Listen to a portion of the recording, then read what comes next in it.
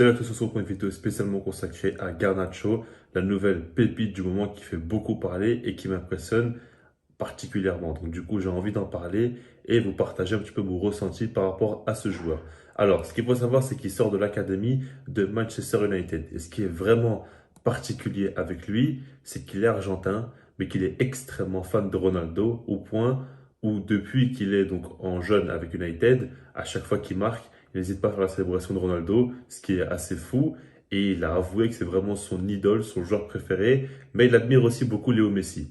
Alors, la question que je vous pose, c'est est-ce que vous connaissez un autre Argentin comme lui qui est aussi fan de Ronaldo? Moi, ça m'a quand même beaucoup surpris parce qu'il ne se cache pas. Et d'habitude, les joueurs se cachent un petit peu. Lui, non, il n'a aucun gêne. Et comment c'est possible qu'il a grandi avec la rivalité Messi-Ronaldo et qu'il soit aussi fan de Ronaldo? C'est très particulier, mais ça montre un petit peu que ce joueur-là est différent. Et déjà, on va parler un petit peu de son profil. Alors, c'est en 2004, il a seulement 18 ans, ça il faut quand même se rendre compte. Il mesure 1,80 m, il est argentin, il joue au poste d'ailier gauche. Et ces derniers temps, avec United, il a de plus en plus de temps de jeu, il gratte un petit peu. Alors, il a joué 10 matchs total pour 3 buts et 3 passes décisives. Mais ce qu'il faut prendre en compte, c'est qu'au total, il a joué un peu plus de 500 minutes de temps de jeu, ce qui équivaut à presque 6 matchs joués au total. Donc, c'est quand même assez dingue.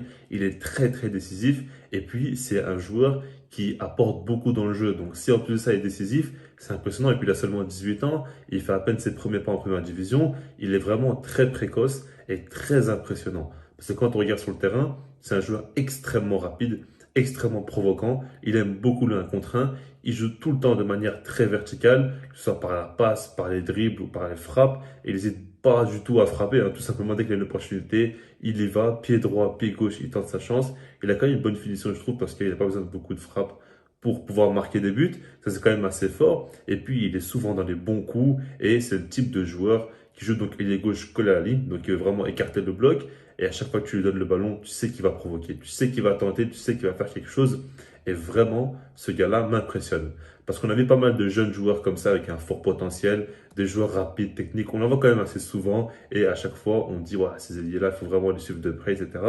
On a l'habitude à ce qu'à chaque fois, ils prennent du temps à monter en puissance. À chaque fois, ils ont besoin d'apprendre de leurs erreurs pour pouvoir grandir, pour être plus efficaces. C'est souvent des joueurs qui tentent un peu trop limite et qui n'arrivent pas à trouver le juste milieu du moment du dribble, au moment de la frappe ou de la passe et qui ont souvent ce problème du dernier geste.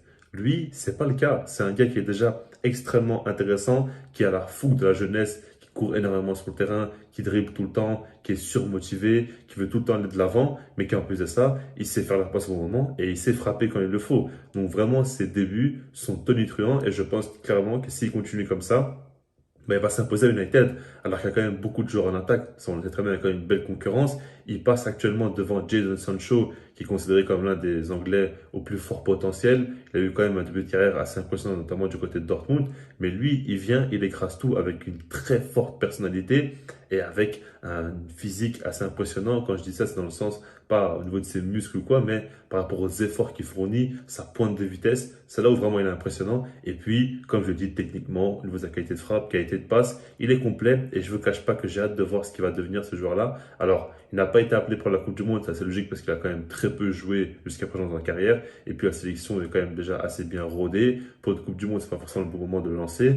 Mais en tout cas, c'est un jeune à suivre de très près. Il y a pas mal d'Argentins quand même très intéressants qui montent en puissance dans la nouvelle génération. Donc on va les suivre. Et Garnacho, lui, en est un très important et qui commence déjà assez fort. Parce que ce qu'il fait, il le fait en première ligue. Faut pas oublier ça. Il commence directement dans un gros championnat. On a l'impression que c'est pratiquement normal pour lui. Ça qui est assez dingue. Donc voilà.